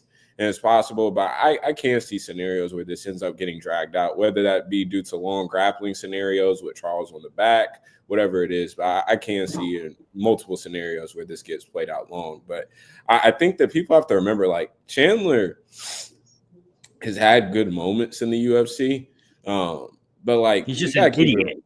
In an alternate universe, though, like, Tony Ferguson beat Michael Chandler in some alternate universe out there. He won round 1, dropped Chandler. Chandler could not get his timing at all. And that was a fight where Chandler tried to take a little bit more of a measured approach and just wasn't getting wild and reckless in the pocket off rip. And if he comes out with that, like, I don't, that's even more reasons to why I think that he'll sort of struggle if he doesn't come out and just bring instant chaos. Because he just is not a fighter that thrives with process. He's just not, that's just not who he is. Sorry, but for what it's worth, he said in interviews that I've listened to a lot of his interview this week. He's not saying that he's gonna like change his style and he's saying that when he hurts somebody, you want to be he's saying that he's not going to just go after him and hunt for the kill. You want to be a little bit more better. And I get what he's saying, because when he hurt PARLAY or even Oliviera, he started swinging when they're down on earth. But he's saying after he hurt them, then he want to like be more calculated. And I think that's good, because I think being more calculated against one of the most recovery driven guys in the sport, and somebody who's been known to recover after every time he's been hurt. Being more measured, I don't believe is going to end up to greater success. And I don't believe that he has the better cardio. I don't think that's while it's an honorable approach and a different approach after you got cooked in round 2 early, I can understand it. But again, I don't think that that's going to lead to success for him here. I can see if Michael Chandler would have bombed him round 1 KO, would I be super surprised? No, that's his win path. That's his condition. But I really don't see it here. I know wise man always says that rematches don't go the same. But I think that this is a case where Dubronx gets it done. And if you haven't, listen to the UFC 274 Portuguese commentary is like one of the greatest calls in sports history, in my opinion. Like that was fucking amazing. And Charles has a special place in my heart because that was my first ever MMA bet that I posted. So there's a little bit of bias here, but I really do think that Charles gets it done. Did you see the one with that? And it's over. What's that song? Danza Corduro. You know what I'm talking about? Yeah. Yeah. There you go. He's got it right here. Carlinho. Charlize. Dude, it's the best. He's the best. Honestly, he's the best. He does it's the best. You gotta love Charles. Honestly, fuck it. That's gonna be my BTL leg. It's gonna be Charles Dubronx. Fuck it. That's what I'm doing. Are we good here? Main event? Yeah, go. All right. We are at the main event. Again, guys, thank you for joining us. Like, comment, and subscribe. Main event, John Bones Jones versus Stipe Miocic. John Jones is 27-1, soon to be 28-0. He's 37, 6'4", with an 84.5-inch reach. Stipe Miocic is 42, 6'4". Steel pick is 42, 6'4", and 80-inch reach. Odds on these gentlemen. John Jones anywhere from -650 to -700. Stipe anywhere from +425 to +500. Who wants to go first? Okay. John Jones by sub +225. Done. Yeah, so I'll go here. I wouldn't be surprised. I think that some of the decision fight goes to decision. Jones by decision. I think that those are kind of wide. People are like assuming that John is like this insane finisher just because he guillotined Cyril Gane. And while I understand that obviously John is probably going to get it done here, I don't think that this is some easy ass fight. It seems like Stipe's in good shape. The last time Stipe fought, I don't think I wasn't even 18. Bro, he looked stiff as a board, I felt, while hitting pads and like taking photos and walking around. He looked very stiff. And John was walking with a limp in one of the videos recently. I mean, he's a fat bastard at heavyweight. But I think that Stipe, I think that Stipe here, I think that he'll probably have a couple moments, but John has a real chin. He's always had a chin. The chin isn't going away, it seems. Especially with packed on weight. It's not like he's just gonna magically like have a garbage chin. So this is a John spot. I think that some of the decision numbers are kind of wide. I have no bet on this as of right now. And honestly, I really don't like the Dubronx fight is my main event. I really don't have interest in this shit. So I'm gonna just talk about this real quick. So he's talking about this. So listen, John's fighting in New York, where we talked about this last night on the on the other show. John's fighting in New York where he lost that fight to Matt Hamill because of the elbows. What if he comes back to New York, takes down Stipe, and hits him with the 12-6 elbows and finds the finish with the 12-6 as a redemption for him losing that? It could be like a everything comes full circle type ordeal. Interesting stuff, right? The intangibles, as some would say. The intangibles. What do you think, Drav? Nothing much. Like you said, I don't have much interest on this one. I like the over 1.5 round. I like some type of over in that fight. I don't like the market, like he's saying that. I mean, Johns doesn't, he's a good, like he was a finisher back in the days, but like if you don't count the Silva fight, the last fight he had a finish in was in 2018, so it's like, yeah, I mean, Stipe, you could get put out, with the layoff. It is concerning, but you look in great shape. I think he's going to come here and fight. And I think we see the fight going into round 2, 3, 4, 5, maybe even the decision, like you said. I think go the distance or John decision plus 400. It's not a good, like you're a guy like minus 650 playing decision prop plus 400. I think that's a good, there's a chance this fight going on 25 minutes, but I think John's going to get a finish at some point, probably in around like, I don't know, round 2, 3, 4. But like the over 1.5 could be a decent option. I'm trying to get down on some books for that. It's harder because the total on most books is 2.5. I don't like it as much, but potentially still cash. We'll see. How is the over under 1.5? It was minus 150, but it didn't move. It's not that anymore. It's around minus 180 range, depending on the. That's kind of crazy, honestly. I didn't even look into totals, honestly. I didn't even know that. Why was it set at 1.5? It's at 2.5 on most book peg. I'm saying there are some books that have over 1.5, and that's why I'm trying to play or start round 2 or some shit. I think that's where I'm thinking. That's what I'm thinking. Yeah, I'm gonna check that out right now too on FanDuel. Let's see what they got for me. Yeah, I agree. I like that over 1.5. If you can get minus 150, that's a fucking crazy number. I did not like. What are they expecting to happen here? Like I said, it's not minus 150 anymore. If you're listening, but I'll find 150 drop. Don't you worry. I'll find it when I do. I will. Minus 175 on DK right now. Yeah, I think that's the way I would go. I like it. I think it cashes. Yeah, I'm just taking a look into this right now. All right, that's the show, guys. Let's do the BT. Thank you for joining us. Again, like, comment, and subscribe. Let's do the BTL parlay. What are you thinking, Draw, for your leg? I'm gonna take something, so he's gonna be upset. He's gonna like it. I'm gonna take Carrini Silva minus 260. I'm gonna do Charles Do Bronx minus 240. Y'all are a bunch of pussies. Marcus McGhee money line.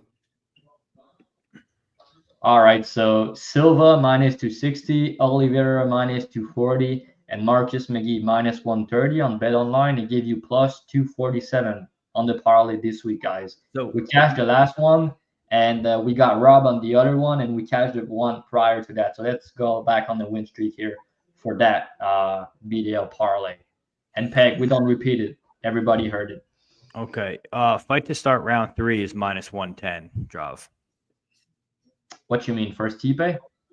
No, fight to start round 3 in that fight is minus 110. Which fight? The John Jones, Stipe, yeah. Yeah, I think it's good. Yeah, that's a good one. It's fight to start round 2 is minus 300. So, I mean, that over 1.5 looks pretty good, I guess. I'm going to look into those. Yeah. All right, guys. That's the show. We appreciate you joining us. We wrapped it up before 2 hours. Let's do your guys' Dub Club thing, or do you guys want me to pitch it? I always pitch it better than you guys do. If you need me to, I can do it. You want me to? Drav, I'll pitch yours. Let Key do his thing, and I'll cook for you. Go ahead. Yeah, Key3Picks up over, I believe, like 75 units this year. Prize Picks, Underdog Fantasy, Better App, Bet Online. I do all book bets. I locked in a 4-unit bet for on the Jake Paul Mike Tyson card. So it should be a pretty big weekend. Text me code BTL, hit me in Twitter DMs, and I'll get you with a special. Send a screenshot of you being subbed to him. That's the only way to get it.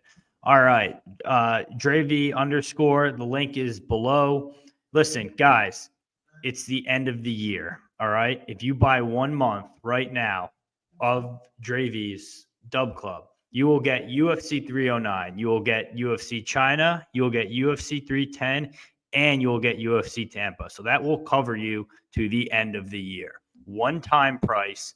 He'll even give you a discount if you send a screenshot of you being subscribed below Dravhy _ Dubclub. And then if you want their picks for free, you just join my Telegram. And when they hint it to me, I'll drop it there for free. And you get like 1 free pick from both of these guys. Sometimes you get all their picks. Who knows? Yeah, he's always tailing, guys. So that's the trick. But yeah, he's kidding, obviously. But unless he's telling for real, maybe sometime he is. Unless who knows? It depends on the week. But, no, seriously, Drav. Both you guys buy 1 month for both of them. That's the whole rest of the year for one price. You can't. And one thing's for sure, we write it down on a piece of paper. We're gonna destroy the rest of the year. We're gonna beat them up, these bookies, man. I mean, last few cards, I hate my results, and we'll go back on the streak for the rest of the year. So. Let's get it, and we're gonna be back next week with a guest for the next card, and the following and the following. We'll have 3 guests the next 3 cards. Join us, and we will see you there. Let's make some money at MSG, and we'll ride into China, and we'll take it by storm. All right. And we'll see you at the top. Peace out. Yeah, we'll see you at the top. Peace.